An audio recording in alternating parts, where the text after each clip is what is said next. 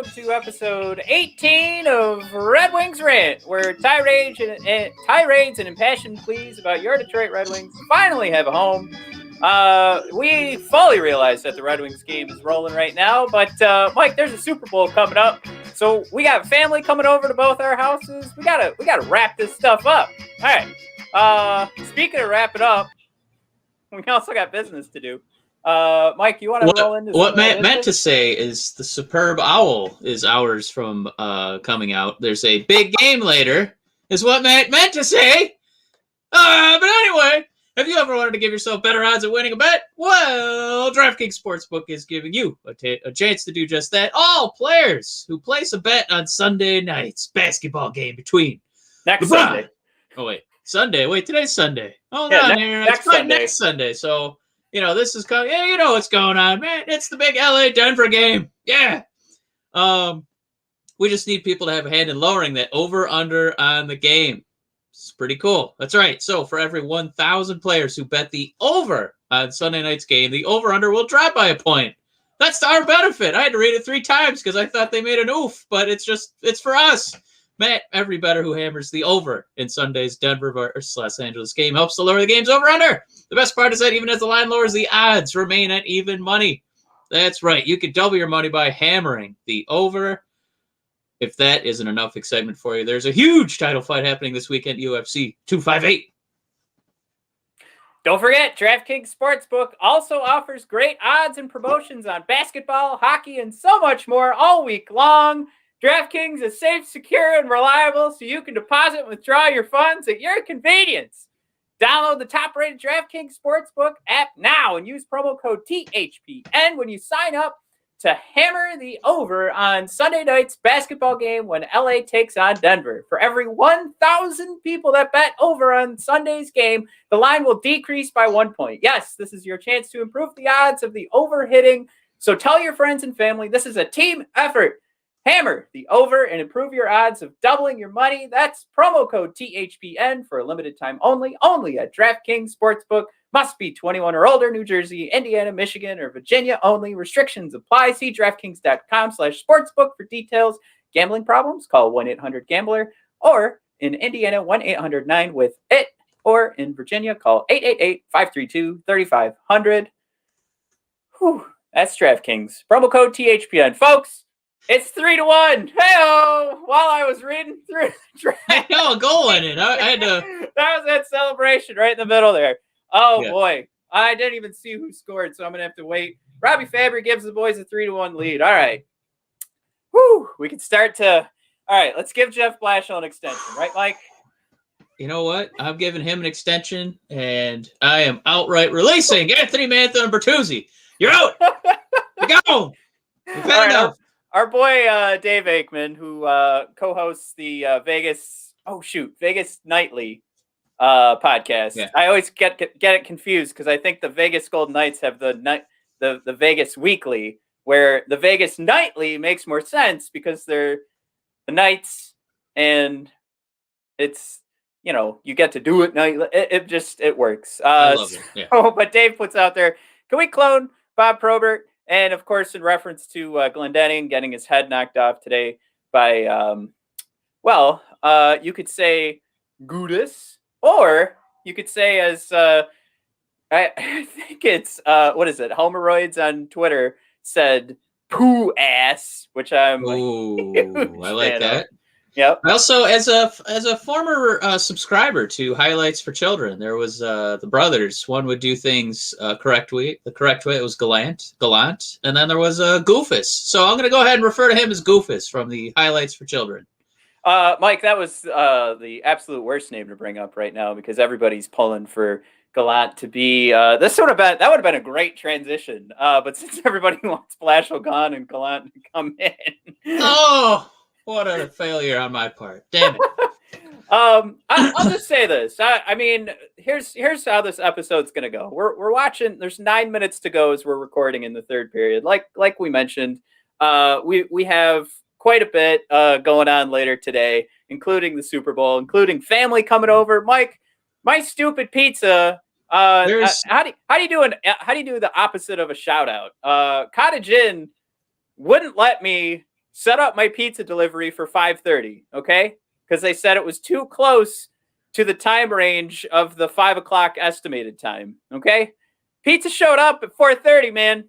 So Ooh, we're not going to be done for like another 20 minutes. That's going to be some good. It's going to taste day old. I love that. Hey, thanks a lot, Cottage Inn. Appreciate it. A quick shout out to Green Lantern Pizza, who did not get the nod from that douche El Presidente this week. God, I hate that guy. But it's he does those pizza reviews. I mean, he's from Barstool Sports. Everybody knows those pizza reviews.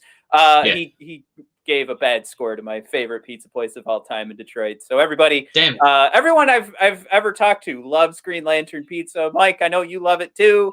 So I just have to throw that out there since we got boned by Cottage Inn today. God, do I miss? If there's one thing I miss, since we moved out to Livingston County, my wife and I, it's that Green Lantern Pizza. Oh my God, so good. So guys, go get yourself some Green Lantern Pizza if you're out in the Detroit area. But Mike, since let's see, I have a commercial. I've got a Menards commercial going right now. This episode's gonna be all over the place because I'm gonna want to celebrate some goals. But we also have to talk about, Mike, Game 2 against the Tampa Bay Lightning. What I tweeted out was, can you say vast improvement? We all know what happened in the first game. It was done in about 5 minutes. Yours truly was on the Slapshot Sweethearts podcast for the second period. And, honestly, I came on there ready to talk analytics. I did my research. I came on ready to talk play by play. And by the time I got on there, the game was already over, even though it was the second period. But that Game 2, Mike, here's the thing. Let's do this. Because the push to get Blashill fired is getting harder and harder. But against the Tampa Bay Lightning, Mike, we had a 60% expected goals for, 75% high danger. Winning that, to me, has always been the key. We're not winning it right now against the Panthers, but we have a 3-1 lead. But, that's you grab, through the whole season, if you're winning the high danger chances, I think you're going to have a good chance of winning. Because that means you're preventing them. And you're getting more, which is dumb when I say it that way. It sounds really dumb, but that's how you win games. But when you do it against the Tampa Bay Lightning, either you make the argument, sure, they maybe we're playing down to their opponent after that first game. Maybe they felt bad. There's a good relationship between the two teams, of course, with Yzerman having being the former GM and the coaches apparently have a good relationship. Of course, our Blashill and then their John Cooper. But, all that combined, I highly doubt that they just decided to give us, throw us a bone and say, let's see if they can catch up. So with all that being said, can we say that, everyone? I know we were all upset that it was still a loss, but God, Mike, it wasn't 3-0, 5 minutes into the first period, and we had a chance to win that thing against the Tampa Bay freaking Lightning. Sure, without the Cooch, but you got a good advantage. It was worlds of difference from the previous game. It did kind of look like a little bit of a practice for Tampa Bay. Once they got past the goal, it kind of looked like the Red Wings were like, well, we're not going to score 2. We're done. There's a lot of heads being hung. The effort was non-existent. But we returned and we didn't win. I don't think anyone expected us to win, but it was just much more enjoyable as a Red Wing fan. And right now I'm watching Givani Smith win a fist fight and then frustrate. Was it Uyghur? Going down into the tunnel, just smashing his hockey stick. Some real rage here. Givani, I don't know how he's not been playing every game. He's been all over the ice today besides his goal. Frustrating guys, mashing skulls. Let's get some more time for Givani. I'm kind of pumped here to talk a minute about some of the players who are getting that call up from that taxi squad. This is what I wanted to talk about with the Lightning game, but this will transition beautifully since we have Givani Smith really laying the body in there. almost taking his head off, which I'm totally cool with. I mean, this is getting back at the Panthers for murdering Glendening in the first period. Yeah. And then of course getting in the fight here with Ekblad. This is God, that was so much fun to watch. But what I wanted to bring up was the expected goals battle for Zadina, Larkin, and Givani in that second game against the Lightning, where they took 80% of the expected goals. So basically, as we bring it up all the time, the expected goals is basically that measurement of where your chances, your pucks going at the net, the opportunity for you to actually put a goal compared to what you're allowing. And that percentage base is basically your expected goals over their or your expected goals allowed. So for us to get 80%, we're not talking like grades in school. 80% is humongous. Yeah. I mean, if you're basically talking something at least to the effect that's as close to 1-0. If you're talking like the Red Wings amount of expected goals that they actually put in line by line. Compared to an expected goals against. So I know I just keep saying expected goals, so I'm going to stop. But basically what we're looking at is, Mike, I think Givani Smith right now is proving, and I brought this up on Twitter, and especially with the goal today from a play that I dubbed him to be our junkyard dog. Like, he's a tenacious junkyard dog. He never stops chasing the puck in a responsible way. He doesn't put himself out of position. But the tenacity continues, Mike, as he's defending Luke Glendening today, getting in the fight as we just watched right now. Mike, Bertuzzi's out, okay? So we could acknowledge that we're a tad bit shorthanded in that regard. I brought this up on Twitter for anybody watching. Mike, we might have a guy that we can slot in for the Bertuzzi's sake, no problem. Because we're talking about two guys that when we talked about their play before the season started, or I should say, we talked about Bertuzzi's play before the season started, tenacity was at the top of our mind. Like, it just never stops with him. That's how he finds success. And right now, Givani Smith, through a couple of games here, is really pulling like I'm the Bertuzzi while he's gone. Yeah, I mean, we talked about it. I think it was one of our highlight clips when I tried to have my hungry hippos joke, and you popped in to try and whack-a-mole that one down. Givani Smith is a world-class hungry hippo player.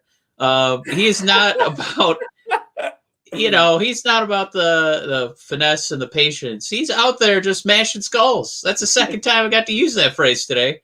And he's just being opportunistic, in front of the net and making plays. And I feel like too many times, especially with our third worst, power play in the NHL, feels like the worst. Incredibly, there's two teams doing worse.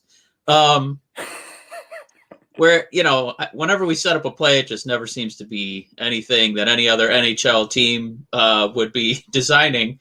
So you try and hungry hippo at 5-on-5. And, I think Osgood talked about it a little bit today in the intermissions.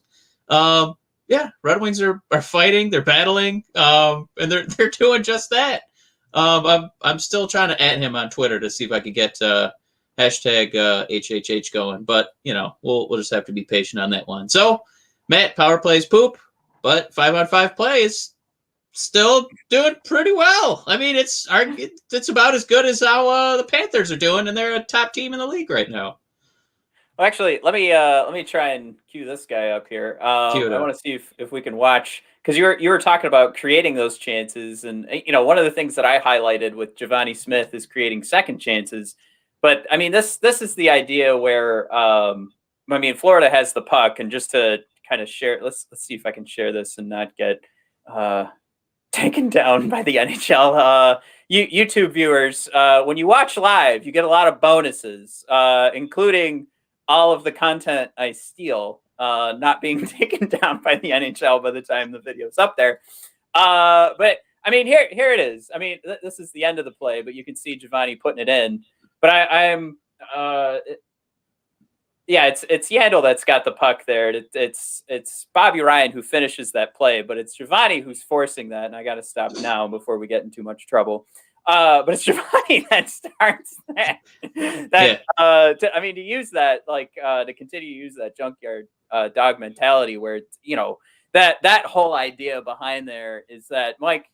I mean, we've seen it in the movies. You try and steal something from a junkyard. You've got that dog that's on the chain, and you start running from him, and you hope you get caught by the chain. The only thing is, Mike, no chain on Givani Smith. He just keeps rolling. And I wanted to use the idea of sniffing out the puck because again, in a responsible way, he just never stops coming, and it's so much fun to watch. Yeah. I'm really scattered right now because I'm also watching the penalty kill. And Florida's really controlling the puck right now. So anybody that's listening to this tomorrow, there's 4 minutes and 40 seconds left, 30 seconds to go in the power play. So you guys know where our head's at. Still 3-1. We're still holding our breath. Now, Mike, another goal that happened today, I think, is definitely worth pointing out, and I think we can have some fun with it, is Marc Staal, who scored today. The way Mickey Redmond put it was, of all the people to score on the backhand, he started laughing. kind of just that sense. Like, we all saw that we had the improved play against Tampa. And of course, when you're on an 8-game losing streak, there's a lot of missed opportunities. So I think it's just, we all play the eyeball test with Marc Staal. We know that Stetcher's dragging him all over the ice, and that sentiment by Mickey Redmond was just beautiful to kind of just be like, are you kidding me? All the people to put one in the back of the net with a beautiful play too. I'm going to see how much trouble we get in here and try and share this one. Of course, if you guys are listening to the show, you can find us on YouTube as the Brothers of Discussion. And we've created a playlist for our Red Wings Rant show, so you guys can find it there if you do want to follow along with the videos that we're sharing. But Mike, I think you can see that there. So what I like was credit to Staal, to be completely honest, or everybody else's favorite, Blashill. Oh, look at this guy trying to stir the old pot. Coming down hard. But I think especially when you're up 3-1 against the Panthers, who are doing a pretty good job trying to lead our division right now. I think it's okay if I start coming back and trying to tout the boy that we don't think, he's not going to make it too deep into next season. He's probably might not make it into next season, but he definitely doesn't deserve to get fired right now. But anyways, that's where that's coming from. It's hard to just say from one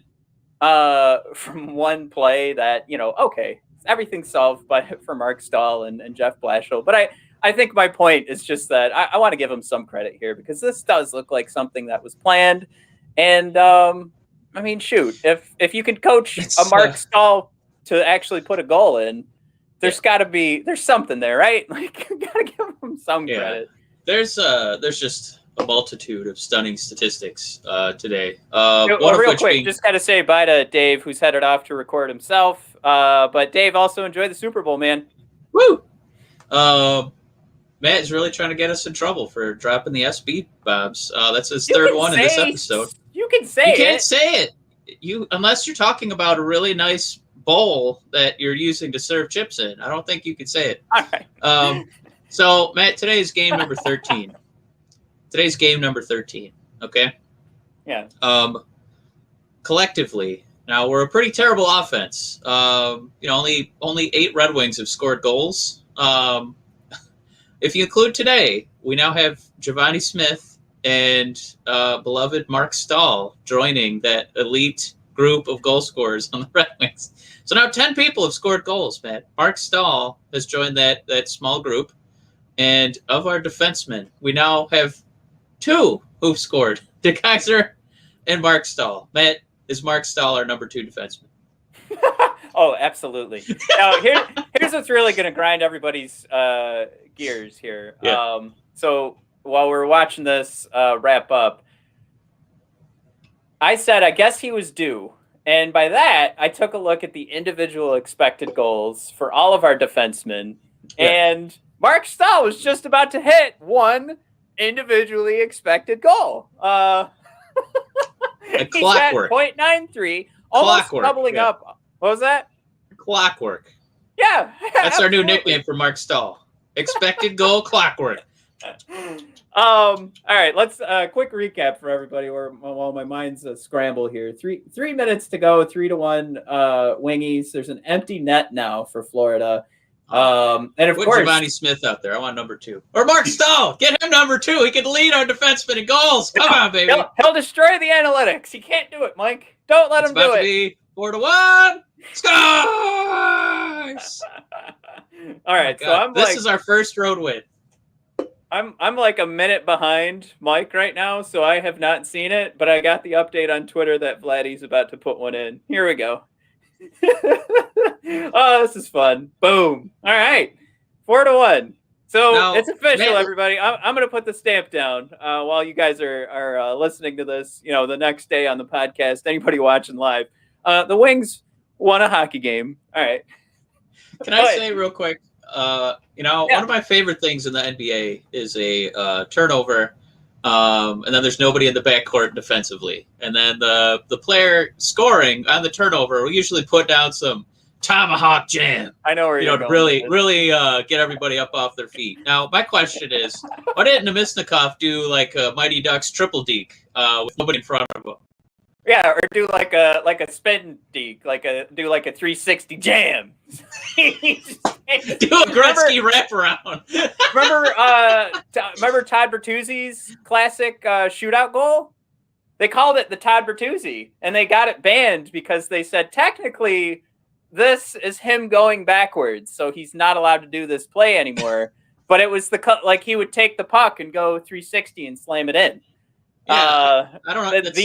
Look it up. The Todd Bertuzzi. Everybody who's not familiar. I know we stand for Tyler over Todd. And as the years go on, I think the story of Todd Bertuzzi gets worse and worse.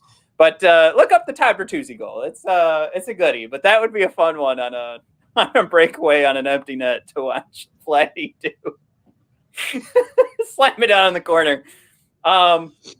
No, it is, Mike. That's an art. I think you should actually tweet about that and see if you can get more folks on board. But I guess, so I brought up the individual expected goals, and like I said, everybody, this episode was going to be all over the place.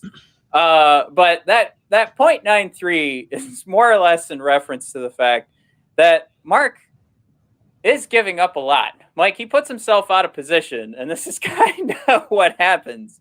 Now, how many, we're coming through 8 losses in a row. So obviously this is that one time where it helped out. So here's the thing, Mike.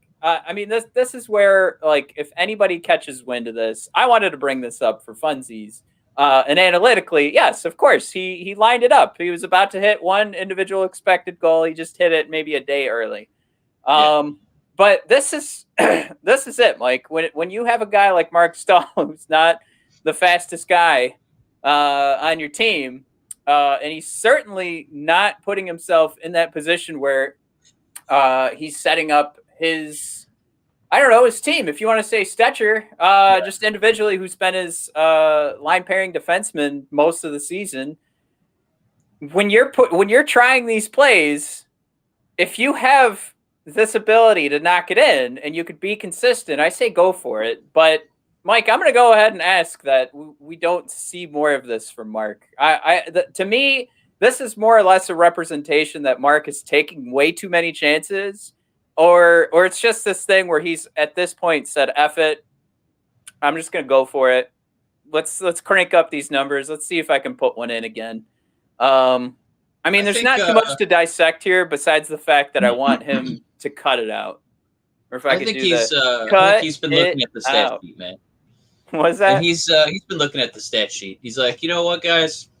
I was listening to Red Wings Rant, and we only have one defenseman with a goal. So Big Thunder Stahl, I'm going to light that lamp up, boys. All right, and then he jumped over the boards and boom! Put in defensive goal number 2 for the Red Wings. So, man, quite an ovation deserved for Mr. Stahl. He's basically the engine of this Red Wing juggernaut offense, who put up 4 today against Florida.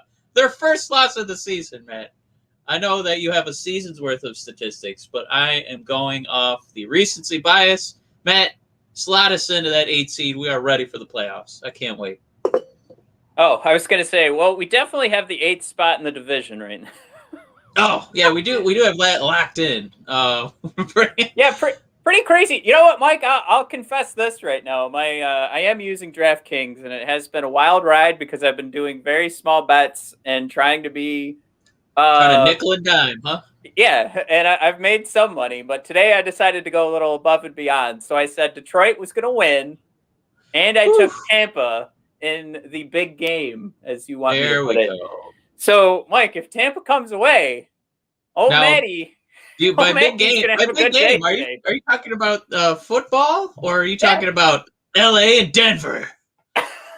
Come on next Sunday. Yeah. I try not to have my parlays go too deep into a week. I want to keep them on the same day to see what happens. But yeah, that's what I've got going now. So now it's like hold my breath. Oh man, yeah. See, there you go. I could cash out right now for $28 on the $5 that I bet. So I don't know. I could either wait because I got 2 of my bets. I said I took the over for the LA Kings and the Golden Knights, and they went well over. So I took the Red Wings, and now I just need the Bucks. So I either take $28 home, Mike, or I hold on, pray that Tom Brady gets another one. Yeah. And I'm taking $62. What do you think I should do? Should I cash out now? Absolutely not. You got to hold on for that big Nuggets game. Just keep it in. Keep it in there, man. I can't add it. It's already in. That's my bet. Don't cash out. Don't cash out. See if you can parlay, man. Parlay! I did. That's what I did. Double parlay. Right. God damn it. Okay. Mike, check the Corsi numbers on that. I already parlayed. Man, this is getting dangerous. I feel a scoring chance around. All right. I like how excited and rambly I get. This show has zero direction today, but one last thing I want to mention. Or you know what? Let's do this. Mike, we do want to make sure everybody's checking out all the shows on the Hockey Podcast Network. So these are our boys. We were featured on the show a while back. Back when the playoffs started, we made the argument to give them a shot. Watch the Habs. But this is Habs Nightly. Check out their quick promo. You know what? I'm just so heated because of what you're telling me, because I do not want to live in a world where a craft dinner is the fucking substitute to a good macaroni. You're putting powder. No. Macaroni, as you call it, is a substitute for KD. God. Oh my God! Go to Italy. If you crack open some fucking craft dinner. No. If you ask any Canadian, would they rather have macaroni or KD, they will tell you KD is the best. It is superior. It is the fucking national treasure, and it is the greatest dish in Canada. I'm Mason Dixon, a Habs fan stuck in Leafs country, with my co-host Corey, a southern beauty trapped deep in the bayous of Louisiana. With over 2,500 kilometers of separation, we still managed to come together to give you Habs Nightly, your hub for Habs content. While I don't know what a kilometer is, I do know Habs hockey. Don't let the 10-year age gap or distance fool you. We bleed Blue Blanc et Rouge, and we're known to serve up hot takes along with our unique charm. Join us every Monday and Thursday for hockey talk, ref rage, and your daily dose of Southern ignorance. Only on the Hockey Podcast Network. KD is the superior macaroni and cheese. Get the fuck out of here. You put ketchup on your fucking macaroni, you nasty kid? Yes, I fucking do. This has been Habs Nightly. You guys have a great night.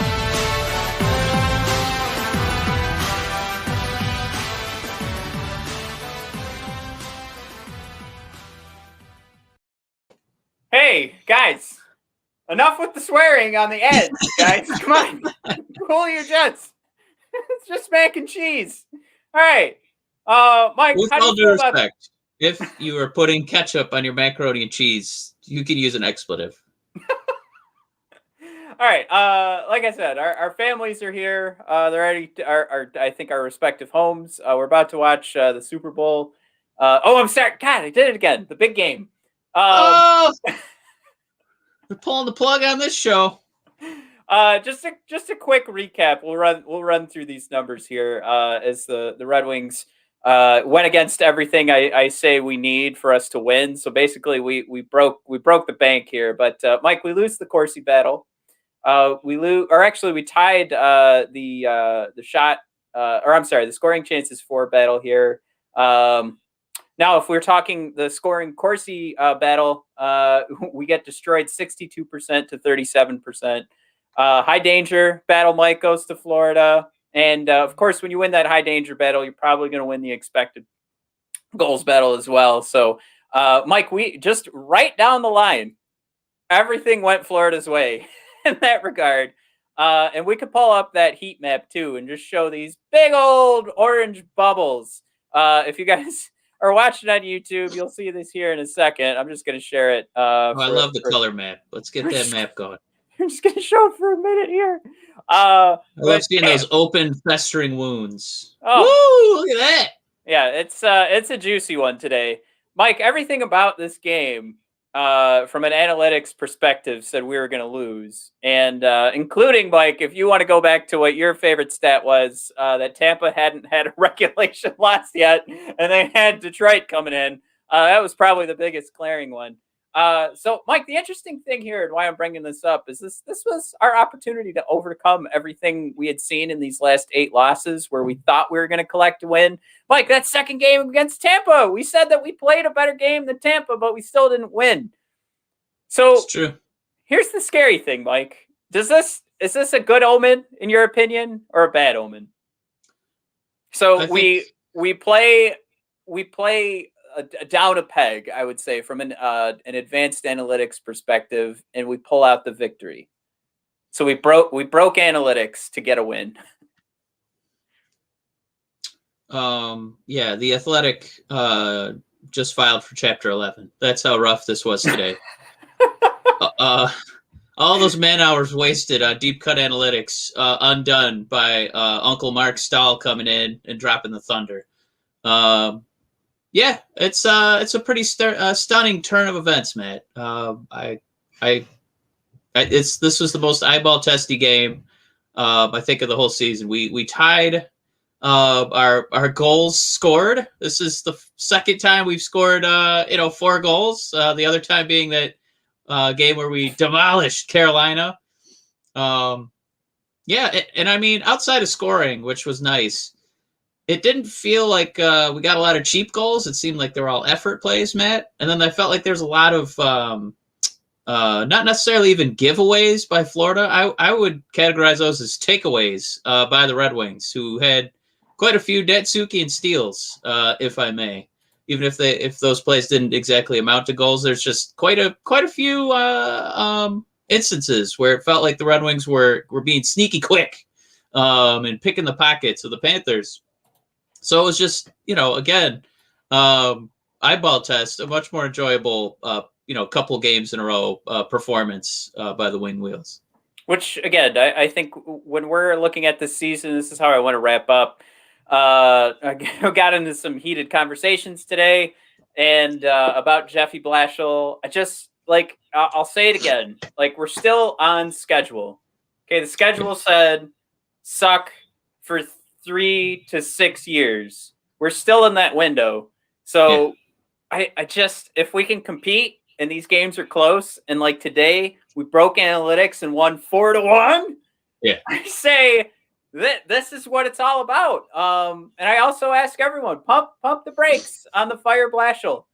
It's just, this is the world we're in. And in the grand scheme of things, Mike, if we had 2 more wins, and, we're getting closer to like a playoff spot. Is that really what we want right now?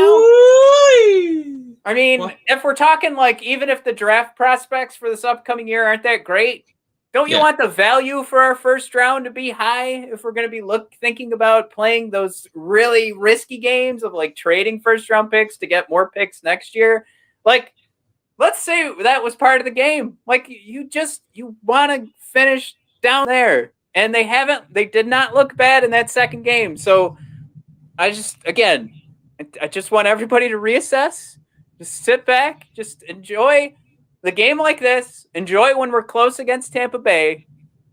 But gosh darn, it's doing better than I think we're giving credit for. But we do have to be ready for those huge losses like we had against Tampa. You have to be prepared for those. It's gonna happen. But it happens to everyone. I just think with Stahl growing that beard out, he's very Thor-like at this point. I got a new nickname for him, Matt. Are you ready for this one? Yeah, go for it. All right, so after the mighty Mjolnir was shattered, we had to go get a new weapon, and we got the Stormbreaker. Now, we broke an 8-game losing streak overall this season. We broke an 8-game losing streak to the Panthers. Matt, Marc Staal, streak breaker. You don't want to give that to Greiss? No, I'm not giving that to Greiss. He was part of the losing streak, Matt. It's Marc Staal dropping the thunder. I will say, Stahl definitely added to that losing streak, damn it. No, he was the streak breaker. Don't you you want to wrap get up? out of here with Greiss. I want to wrap up. I've had enough of this, Matt. Do you want? The interview should have been with Marc Staal after that game. I'm furious. Who's that Pokemon? Yeah, let's do a goddamn Who's That Pokemon. Who's that Pokemon? I'm surprised that doesn't get ripped off YouTube yet. Go ahead. Every episode I cherry pick a quote out of head coach Jeff Blashill, and we bring in a friend of the show, Paul Woods, to come in and read that quote. Matt's got to guess who that player is in reference to here from the quote from Jeff Blashill. Matt, are you ready? I'm ready. All right. Here we go. All right, very excited to be here again on another exciting episode of Red Wings Rant. Michael looking handsome as usual, Matt wearing a hat. So here we go. This is a quote from Employed Detroit Red Wings head coach Jeff Blashill with a stupendous victory today. Totally all in his effort and game planning and management. My God, how did he put this together? No Mantha, no Bertuzzi. Hell of a game by Jeff Blashill. Extension in the works here coming for Mr. Blashill. We're going to lose Jesse as a blogger now. I don't really see the correlation. I mean, if you watch hockey and you want to know good coaching, you turn on this game today. It was not just a middling game. This was a game that turned the whole season around. No other man could have done this job. All right. So here we go. Here's the quote from Jeff Blashill. Matt, are you buckled in? I think he is. Here we go. I think ultimately what Blink needs to do is be an elite power play guy. Elite. If you look at the guys in the league that have real success with maybe some potential defensive deficiencies, it's because they're elite offensively, and certainly the power play is a big factor in that. So am I supposed to hear, is it somebody with defensive deficiencies that we've talked about before? Ooh. Because we know Mantha's not terrible, and we know Zadina's doing good, so I'm trying to think who needs to step it up on the power play. I'm going to say Mr. Robby Fabbri, because he just came back. So that's why he was a topic of conversation. I'm actually going to give you one more guess on this one, because it's pretty difficult. Difficult. I'm going to give you the quote one more time. I think ultimately what Blink needs to do is be an elite power play guy. Elite. If you look at the guys in the league that have real success with maybe some potential defensive deficiencies, it's because they're elite offensively, and certainly the power play is a big factor in that. All right. Well, then, I'm just going to go Mantha, because that's the other direction we need to see. This was maybe one of the more difficult entries in that Who Is That Pokemon? And Matt, this week the answer was actually Dennis Chalowski, who is going to be on the taxi squad. What? And it looks like he's going to play my apologies, going to be a Grand Rapid Griffin. And shocking news, because he's not getting any power play time in the NHL because we really need to play juice. So there you go, Matt. Shocking news that Chalowski is going to start with the Griffins. Oh. Well, everyone, that's as good a time as any for me to wrap the show up. Damn it. Stupid goddamn interviews. All right, I get screwed again. Thanks a lot, Mike. Man, you got screwed more than Dennis Chalowski. Getting less ice time than David, what's his name, Christian Jews? Yes, Christian Juice. I almost said David Juice. I don't know. Prune Juice it is. Matt. Prune Juice. All right. Yeah. Everybody, check out at BOD Hockey. We actually just got a new YouTube subscriber during the show, so welcome aboard, VA Dead Boy. Thank you for coming along. See, I knew it made sense to do during the hockey game broadcast, but please subscribe, rate, and review on Apple Podcasts. That does us the biggest favor in the world. And yeah, those YouTube subscriptions are doing a world of wonder. And what else? We have the Instagram at brothers_of_discussion. And then if you guys are wrestling fans, check out at BOD Podcast. And we're still hiring. So if you're a Red Wings fan and you want to put pen to paper, hit us up, DM us. They're always open on Twitter. They're always open on Instagram. So come say hi and let us know what you got. All right. Thanks for tuning in, everybody, and enjoy the big game, Mike. Before you go, it's only $250 to get a number 18 jersey and hand-stitching streak breaker on the back of it. Matt? All right, Mike, thanks Jump right in. Thanks for that update. All right, everybody, have a good one. Boop.